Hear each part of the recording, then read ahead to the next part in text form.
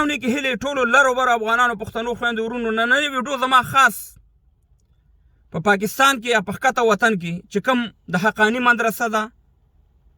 د اکوړي مدرسه یې داسې نور مدرسو کې طالبان او قاریان دي د هغې دپاره ده. زما نن دا خبرې تاسې واورئ. دا قرآن دې تاسې ووایئ که زما خبره غلطه وه تاسې ما ته وایئ چې تون نالت دی په تاسې ځکه چې تاسې مخې ته به قرآن پوه تاسې به قرآن زده کوئ. دا خو پېژنئ دا فرمان کسکر د سمیع الحق زوی دی راځي زما په افغانستان باندې اوس هم لګی دی د جهاد په باره کې خبرې کوي. د ده ویډیو در باندې اورم د یو بل ملا ویډیو در باندې اورم چې هغه په پاکستان کې ژوند کوي. بیا قضاوت زه تاسې ته پرېږدم ای قاري صاحبانو یا مولیانو موږ د ټولو علماو خلاف نه یو نه موږ د ټولو قاریانو موږ احترام لرو خو چې د حق خبره کوي چې قرآن ته په پاکستان کې همغه قرآن وي او په افغانستان کې مو ته همغه قرآن وي. داسې نه کېږي چې په پاکستان کې قرآن یو رقم ترجمه کوي او په افغانستان کې بل رقم ترجمه کوي. دا د فرمان کسکر نه دا د سمیع الحق زوی چې زه ما خو وس ورسي که نه طالبانو زما دې په رب العالمین قسم وي چې د دا پټګی نه دا په دې غاړه کې اچوم او جیب پورې راکاږم ځکه دا منافق دی. د مولانا بجلیګر صاحب خبره وایي ګیره هغه ګیره وي چې ایمان پکې نه د سپي لکۍ راځئ د منافقت وګورئ او واورئ بیا د سره خبرې کومه که ما دروغ ویلي په تون نالت په ما وانوي او که دا منافقت کې او دا دروغ وایي نو یا طالبانو ستاسې مخې ته قرآن پروت دی په دغه قرآن دې ستاسې قسم وي چې تون نالت په دغه شانې منافق وانوي وایي اول د ده دا ویډیو واورئ چې بیا تاسو سره د خبرې کوم.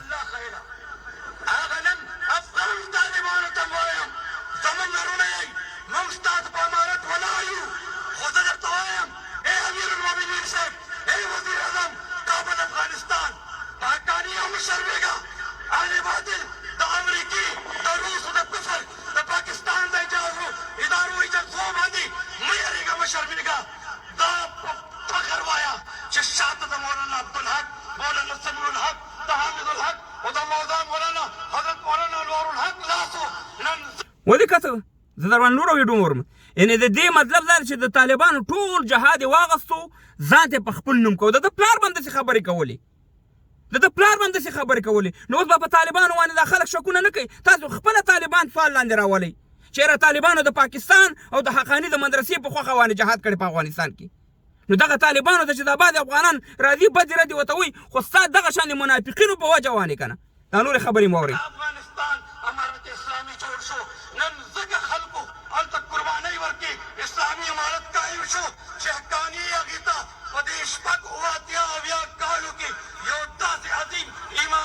اول خو دا په پښتو پوهېږي نه چې را غونته کېده د دې نه تاسې سبق زده کوئ طالبانو چې نه نر دی او نه ښځه ده. نورې خبرې واورئ.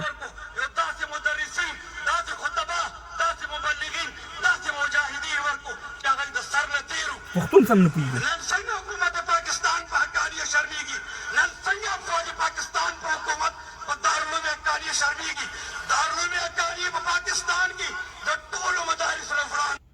ها دا خو دا وره اوس بل ویډیو در باندې اورم یو ویډیو در باندې اورم بیا ما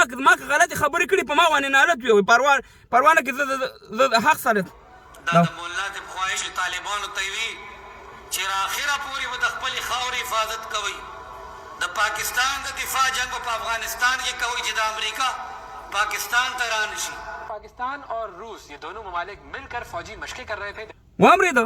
نو ته ماته دا ووایه چې ته راځې زما په وطن کې اسلام غواړې ستا د دې مدرسې مخې ته د امریکایانو ټانګونه نه تېرېده خدای دې په سترګو ړوند که چې ته ولې TTP طالبانو سره نه ودرېږي چې په پاکستان کې اسلامي شرعي نظام غواړي د کفر په نظام کې ته ناست یې د کفر په نظام کې مدرسه هلته ده بله ورځ مې ته ویډیو وښوله چې ستا عالم ویلی چې په پاکستان کې ژوند چې دی ناروا دی ځکه د کفر قانون دی نو ته خپله د کفر قانون ځان ته خوښې د هغې لاندې ژوند کې هلته اسلامي نظام نه غواړي په پنډۍ په هیله کې نه غواړي ما ته اسلام غواړي زما په افغانستان باندې د اسلام خبرې کې دا واورېده چې د وروسته سره د پاکستان پوځ بیا څه کوي دا وګوره. के खिलाफ इन मशकों का नाम था दरोजबा 5 और ये मशकें हमने अटेंड की वहाँ पर जो एक्टिविटीज हो रही थी वो हमने देखी बिल्कुल और हमें अंदाजा हुआ कि वाकई दोनों मुल्कों की जो फौजी सलाहियत है वो बड़ी जबरदस्त. ودې کته په موږ باندې جهاد وکړو د روسانو په خلاف موږ قرباني ورکړه تاسې ورسره پوځي مشکل نه کوئ تاسې ورسره انډیوالۍ نه کوئ دا خو کفر سره خو قرآن کې راغلی چې کافر د مسلمان دوست نشي کېدلی د دې په خبرو باندې او داسې حقیقت دی نو تاسې بیا ولې دوستي کوئ وروسته سره او په موږ باندې زمونږ یتیمان او کونډې جوړې کړئ راځئ د بل ملا خبرې واورئ د بل ملا دا ډېرې خبرې دي په دې باندې به زه راځم انشاءالله ولکن پرېږدم د سمیع الحق زویه دا پټګی دی ولکن د مسلمانۍ دا د بل ملا خبرې واورئ دا به هم تاسې اورېدلي دا وګورئ دا واوره ښه دا بل مولا دا خو لیدلی که نه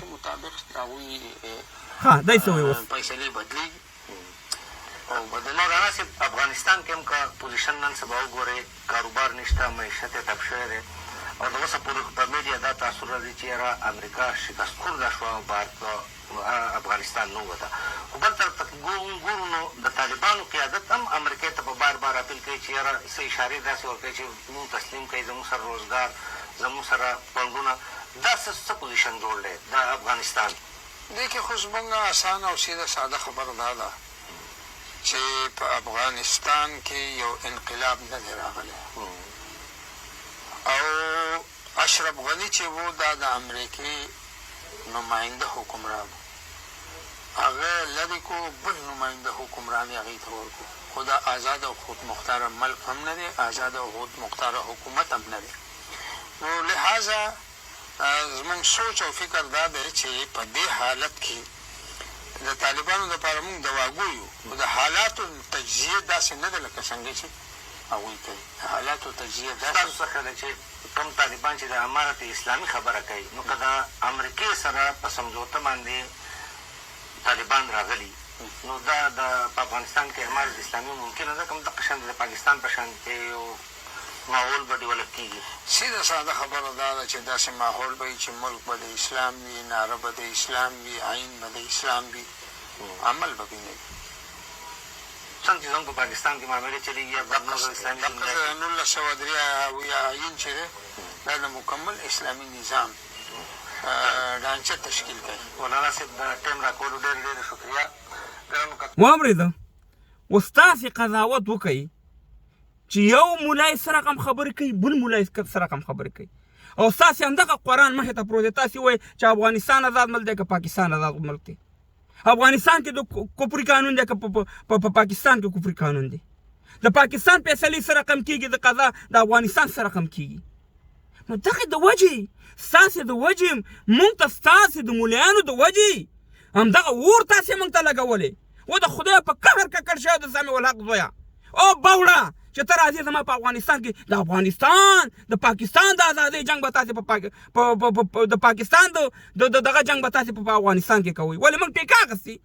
ولې موږ د قربانۍ ګډون چې ستاسې د ازادۍ جنګ به موږ کوو ولې تاسې جنګ نه کوئ ولې تاسې په اسلام آباد کې جنګ نه کوئ ولې تاسې په پاکستان کې جهاد نه کوئ چې جهاد هم راوړی زموږ وطن ته د جهاد خبرې یو راته غلام وي طالب ته هم غلام وي اشرف غني ته هم غلام وي تاسې داسې آزاد هستئ همدغه د حقاني د مدرسې پیسې همدغه کفارو نه د فنډینګ درځي درته همدغه د پاکستان حکومت تاسې ته فنډینګ درکوي